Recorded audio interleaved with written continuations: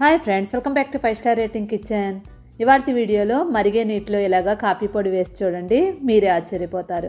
ముందుగా దీనికోసం పొయ్యి మీద ఒక ప్యాన్ పెట్టుకొని దానిలో 1/2 లీటర్ వరకు నీళ్లు వేసుకొని 1 స్పూన్ వరకు ఉప్పు వేసుకోవాలి. ఉప్పు అంతా కూడా ఒకసారి బాగా కలిపేసుకొని 3 స్పూన్ల వరకు పంచదార వేసుకోండి.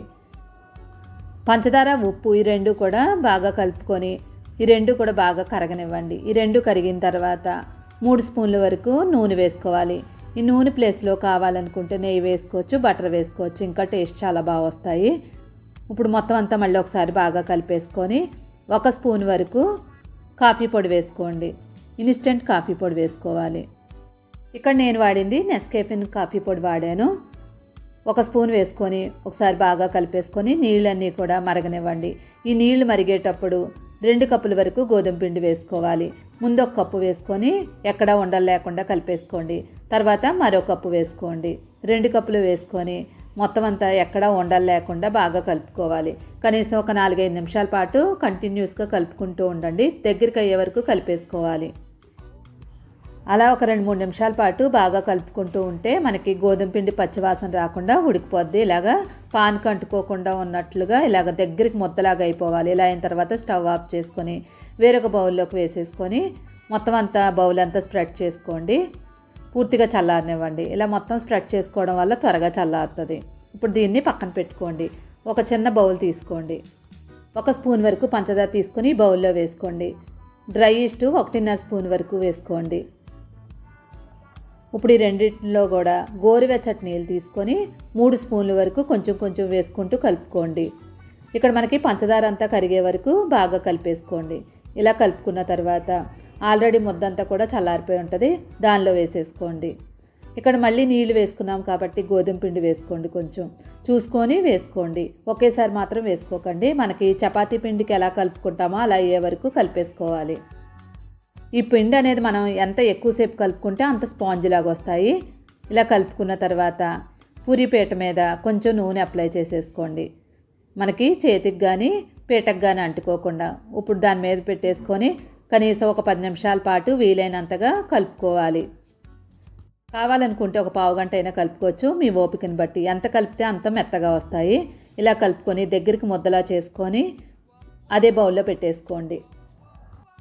బౌల్లో పెట్టుకొని దానిపైన కాటన్ క్లాత్ ఉంటే కాటన్ క్లాత్ వేసేసుకొని ఒక అరగంట లేదా 1 గంట వరకు అలా నానబెట్టుకేసుకోండి. ఇక్కడ మనం ఈస్ట్ వేసుకున్నాం కాబట్టి మనకి పొంగడానికని ఒక అరగంట సేపు రెస్ట్ ఇవ్వాలి. అరగంట తర్వాత మూత తీసి చూడండి, పైకంతా కూడా కొంచెం పొంగినట్టు ఉంటుంది. ఇప్పుడు లోపలికి ఇలాగా ప్రెస్ చేసేసుకోండి. దగ్గరికి అయ్యేలాగా మళ్ళీ కలిపేసుకోండి. ఇక్కడ ఈస్ట్ లేదనుకోండి, ఆ ప్లేస్లో ఈనో అయినా వేసుకోవచ్చు, లేదంటే 1 స్పూన్ వరకు వంట సోడా, 1 స్పూను బేకింగ్ సోడా వేసుకొని కలుపుకోండి.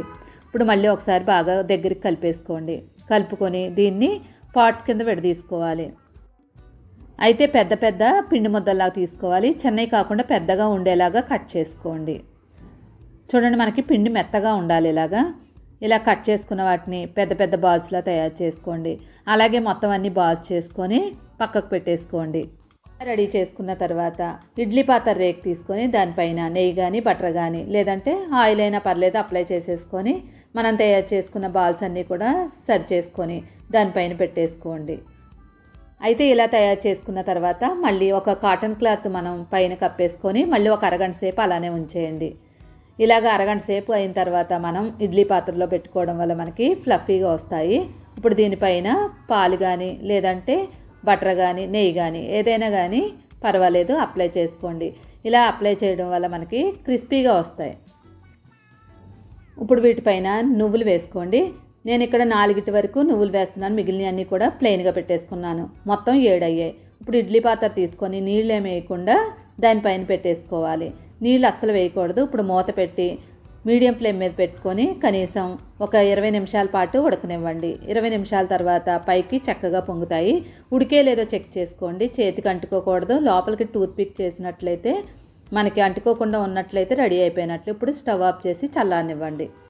4 పైన మనం నువ్వులు వేసుకున్నాం. ఈ 3 ప్లెయిన్గా ఉంచాను. డిజైన్ కోసం ఒక ఫోర్క్ పెట్టేసుకొని దానిపైన పంచదార పౌడర్ జల్లుకోండి. ఇలా పంచదార పౌడర్ చల్లడం వల్ల మనకి డిజైన్ లాగా వస్తుంది చూడండి. ఇలాగా డిజైన్ లాగా ఉంది. పిల్లలు తినమంటే తినంటారు కదా, అలాంటి పిల్లలకి ఇలాగా స్నాక్స్ చేసి పెట్టండి. బయట నుంచి ఎక్కువ తెచ్చుకునే పని లేకుండా ఈజీగా ఇంట్లోనే తయారు చేసుకోవచ్చు. కాఫీ పొడి కూడా ఎక్కువ వేసుకోకూడదు, 1 స్పూన్ అయితే కరెక్ట్గా సరిపోద్ది. నచ్చితే తప్పకుండా లైక్ చేసి ఛానల్ సపోర్ట్ చేయండి. Thank you for watching.